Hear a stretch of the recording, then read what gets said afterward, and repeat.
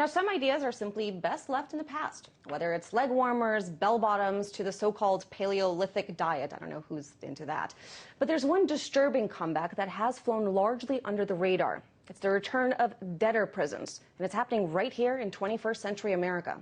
Now, according to reports, more and more American citizens are winding up behind bars for debt, arrested, locked up, in some cases just for missing a few credit card payments. But owing money is not a criminal offense in this country. America abolished its debtor prisons, which we did used to have more than a century ago. So what's really going on here? And are debtor prisons really, truly making a comeback? Well, for the answer, we decided to turn to Bryce Covert. She's an assistant editor at the New Deal 2.0, a blog at the Roosevelt Institute. And here's her take. It's clear that there's a huge jump in arrest warrants being used for debt collectors trying to collect their debts from ordinary citizens. As you said, America outlawed debtors' prisons back in the 1800s, so it's not that there's a prison now where people are being thrown to languish for not paying 60 cents like they used to be, but arrest warrants and jail time is being used as a punishment or a coercion to get people who aren't paying their bills or who are missing court appearances to pay up. Now, at the same time, I mean, can't you argue that people need to learn how to live within their means and that there needs to be consequences for people who buy things with money that they don't have? I mean, you know, we're in an economic recession. We're in a crisis. There's a reason that we got to this point. Shouldn't there be consequences for bad actions?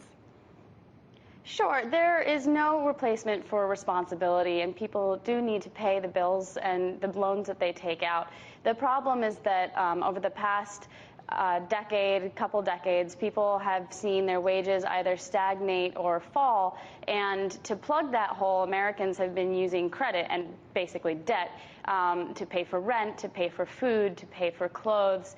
And during the bubble buildup, that was all well and good, but now that the bubble's burst, a lot of people are finding themselves in difficult positions.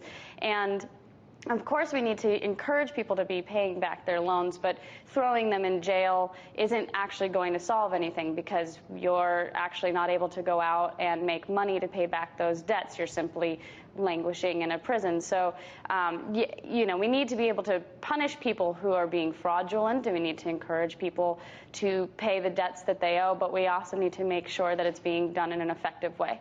And from your reporting, from the work that you've done, what kind of people are essentially getting thrown in jail for debt? I mean, are these usually criminals, or are they more, I don't know, soccer moms and sort of your average neighbor down the street? It's a really wide range, and some of them are sort of ordinary people. One of the problems is that the debt collection agencies aren't necessarily doing their job to let people know that they're being pursued for debt. So it just could be someone who owes some money but isn't aware that they're being prosecuted until they're being arrested. And that's one of the biggest problems with this system, is that it's not really a system, that the information isn't being accurately spread. You know, in a free market system, it only works if everybody's got the right information at their hands. So, you know, it's guys who own money on car loans, it's moms who are trying to pay back credit card bills, and it can be as little as $85 to a couple thousand. Well, they're definitely using any tactics that they can. I mean, this is how they make their money. They buy these debts for pennies on the dollar and then use any means necessary to go after them. Sometimes it's through threatening jail time or arrest warrants. Sometimes it's just through plain old harassing people. The cops aren't really complicit in this. They have also protested because this is misusing their resources. They're having a hard time going after real crimes because there's this backlog of debtors that they're supposed to be going after, and you know, that costs them money, that costs them manpower. But it's not really a good way for these people to be going about getting their money back. I mean, there's always going to be the need to deal with fraudulent cases, people who are neglecting their bills and really just sort of running from them. But just as a mean to try to coerce people to paying their bills, this seems like an ineffective use of their power. And have you had any sense of people finally catching on to this trend, that something may actually be done about it?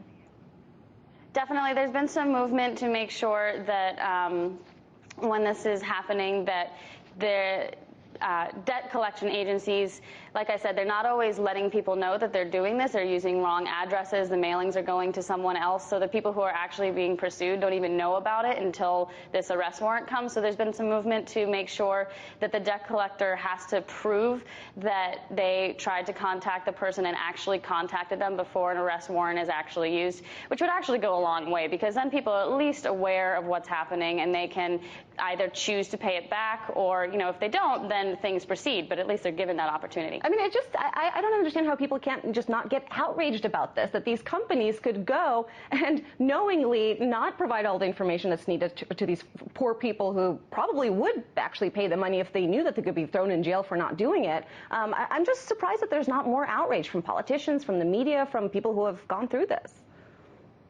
I think it's an industry that's sort of flown under the radar a bit. You know, you can sort of, in my mind, I put them together with maybe payday loans and pawn shops that have kind of outrageous practices or outrageous fees, and they prey upon the lower income people in our society. And like I said, agencies like the FTC are out there trying to protect them, but they've just been stretched thin, starved of the manpower and the cash that they need. So there's just not the effective regulatory agencies keeping an eye on these people. I do think that the Consumer Financial Protection Bureau, once it's up and running, has a chief and actually sort of enacting its own rules, is going to go a long way to dealing with these things. I'm sure this will be on their radar because they're out there to protect consumers. And with someone dedicated to that idea, I think that a lot of these practices will be uncovered and then addressed. But haven't we gotten into this financial crisis because the people that are elected and put on boards to protect consumers and the economy have not done their job to date? I mean, we don't exactly have a great track record in this country of